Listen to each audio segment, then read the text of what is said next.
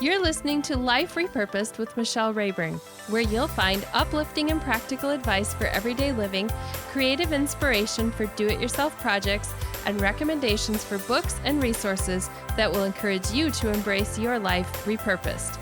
I'm your host, Michelle Rayburn. Hello, is anyone there? This is episode number 30. Today I'm going to be talking about how love isn't just one day of the year. And if you're listening to this, it's airing the day before Valentine's Day. So why not talk about love? Because everybody does, right? I want to talk a little bit about gift giving and expectations and love. And I'm going to tie it all together. Gift giving is not my love language. My husband's really grateful for that because he doesn't really have to buy me gifts because I don't expect them. And it isn't my husband's either. Lord knows it is not his. He's tried. And, once you try and you realize it's just not your thing, you shouldn't keep trying. Because I know you can send me mail if you want to.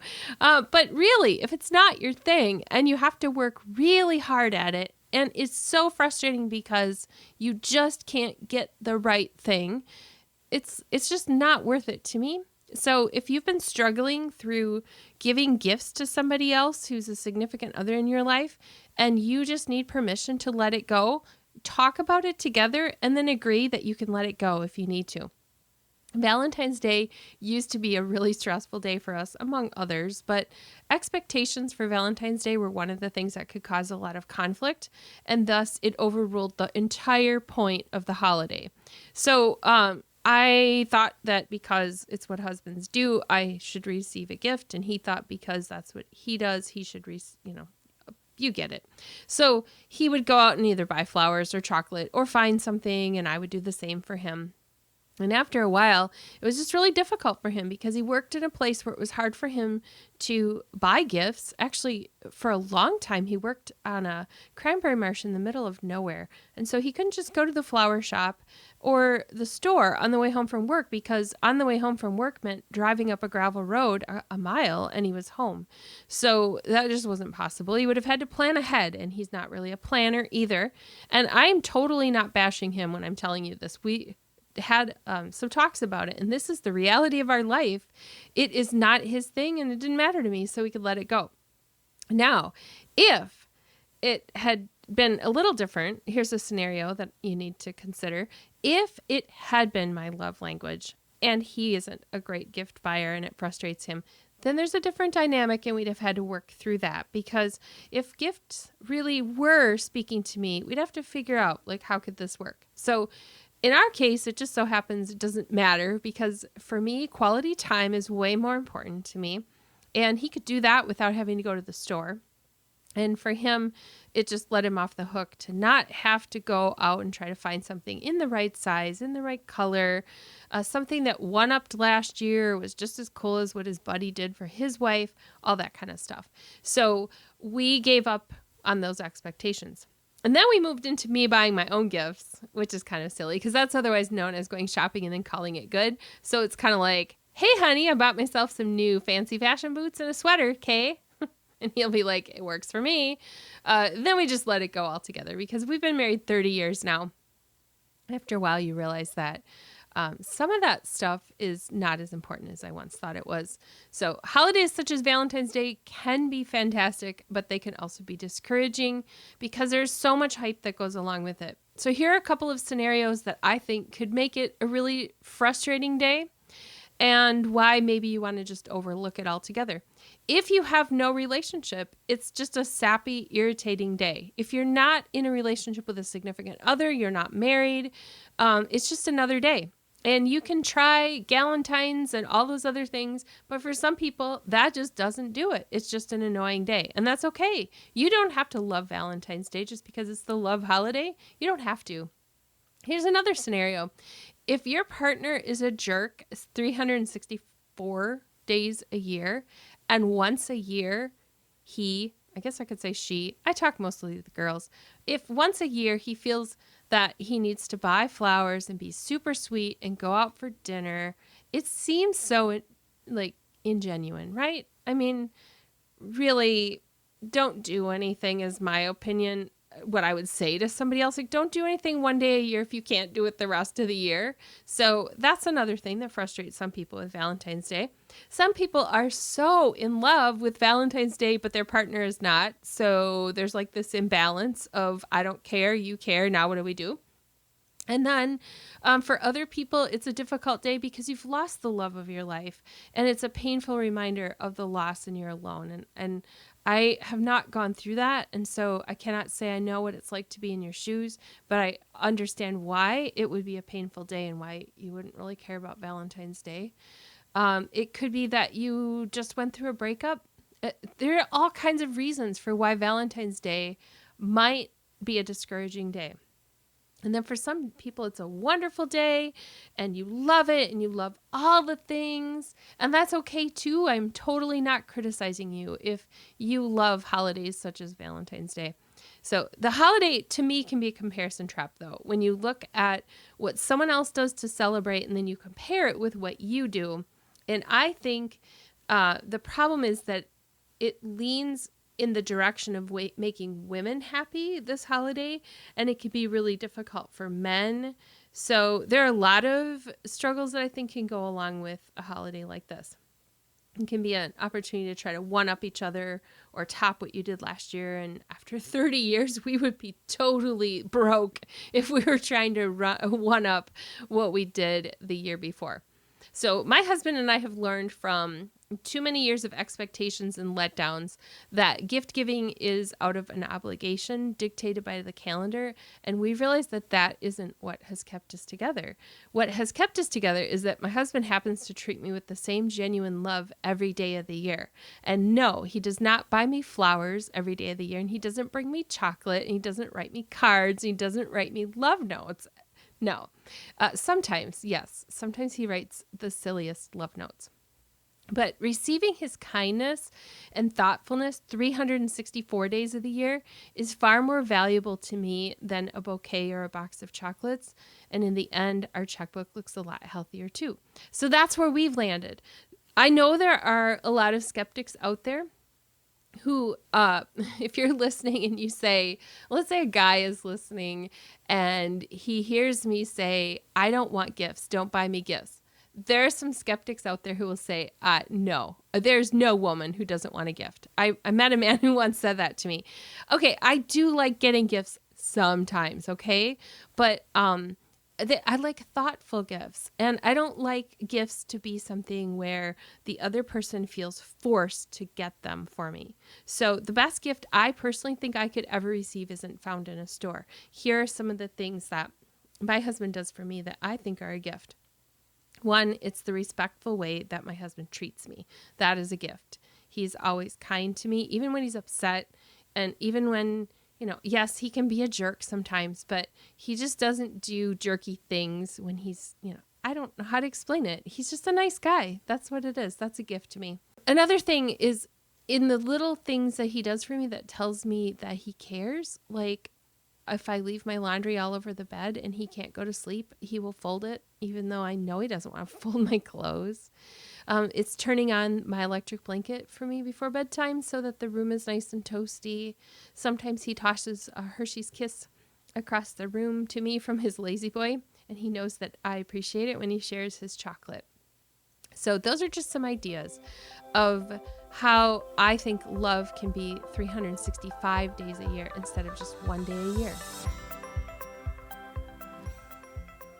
So let's talk about what had to change in my husband and I to get us to this point where expectations have changed.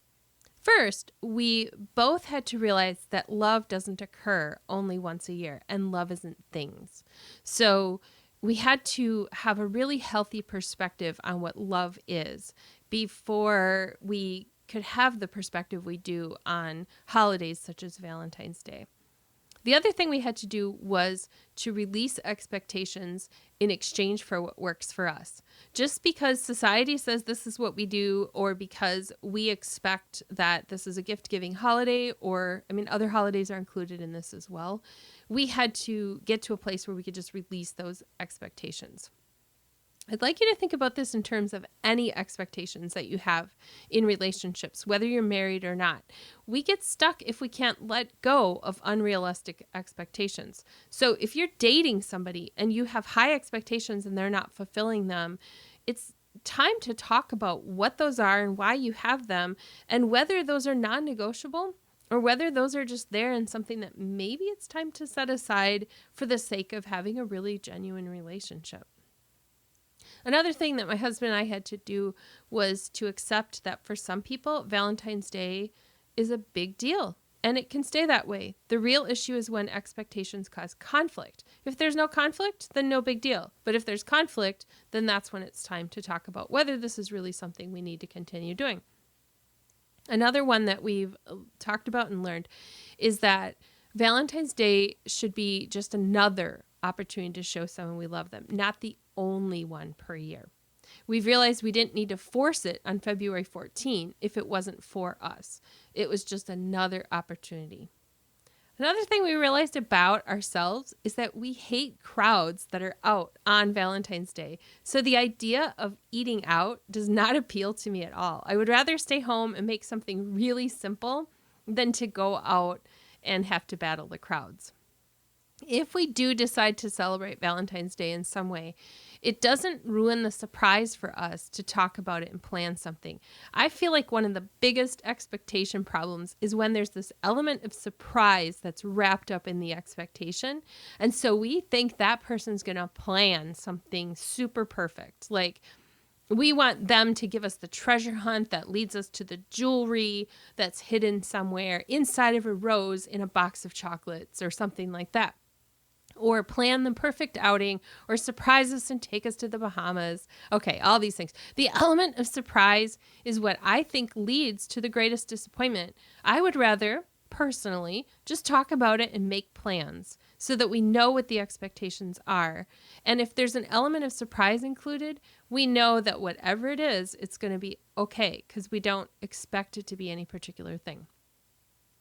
Valentine's Day is actually representative of some of the other holidays that can lead to conflict or disappointment if the expectations don't line up with reality. I don't think it's just this one. I think Mother's Day is one like this as well. Anniversaries, Christmas, birthdays. Guess what? I don't really care if I get gifts for those either. Again, I like the kindness. I like the quality time. It's my personality. But if gifts are involved, I just think it's important to talk about the expectations for those because I don't want occasions to feel like a pass-fail test for our love. So my expectations, I don't want those to be set up so high that my husband has to pass or fail this test to prove he loves me. So when it comes to Mother's Day, if he does something nice or he buys me a hanging plant at the greenhouse, whatever, that's fine. But it is not something that is like a test for him to prove how much he loves me. So as we wrap this up, I want you to think about not only Valentine's Day, but other holidays and your significant other. And just think about, is there anything we need to get out in the open and have a conversation about because it's been a sore spot for a while and we need to work through it? I would love for you to experience 365 days a year of kindness and love that doesn't have to be commercialized. It doesn't have to be flowers and chocolate and diamonds. It can be just kind little things. So I encourage you to look at your own relationships and see where you could make a little change that would make you both a lot happier. For a resource this time, I wanted to share a couple of articles from Country Living magazine because I found some that had fun ways to celebrate holidays, including Valentine's Day, all year long. And they were cute little things that you can do together. So you will find links to both of these Country Living articles at michellerayburn.com/30. Those are the show notes where I just include the links. And it's really easy for you, if you're a listener, to hop on the episode and just scroll through the notes I've written out that summarize this content, and you'll see those links there. So if you plan to do your Valentine's or birthday or Mother's Day or whatever the traditional way, that's great. But if you're looking for something that's different, if you're listening to this the day before, you still have some time to plan. And I'm totally stealing some of these ideas for date nights because I think they're really cost effective. So I'm only going to tell you a couple here, and then the rest will be in the link in the article. One was to have a waffle bar night. Waffles are so easy to make, and I'm gluten-free, and we can even make a gluten-free one and a regular one and put some fun stuff on there and just make it a fun little meal. So I think that was awesome. One was go for a drive. That doesn't really cost anything but a little bit of gas. Have your own wine and chocolate tasting night. Just pick up a few things at the store and then set up your own. Write love letters to each other. That was something we did when I was in college, because I was in college before the internet was a thing, just for the record. So we had to actually talk on the phone and write love letters. So that'd be fun to go back to. A treasure hunt with no expectations, but just something simple and fun. Those sounded really fun. Also from that article, there's a link to some questions that make for good date night conversations. So I'm going to include the link to that too, because sometimes it's fun to have just someone else tell you what you should talk about on your date. Now, are you single on Valentine's Day? There is another Country Living article for you for some fun things that you can do to celebrate you and your singleness and just enjoy life, and maybe some just some creative inspiration. So one was go to the movies. I think I don't think I've ever gone to the movies by myself, but I would definitely do that because I like to watch movies, and I don't talk during the movie, so I would enjoy that.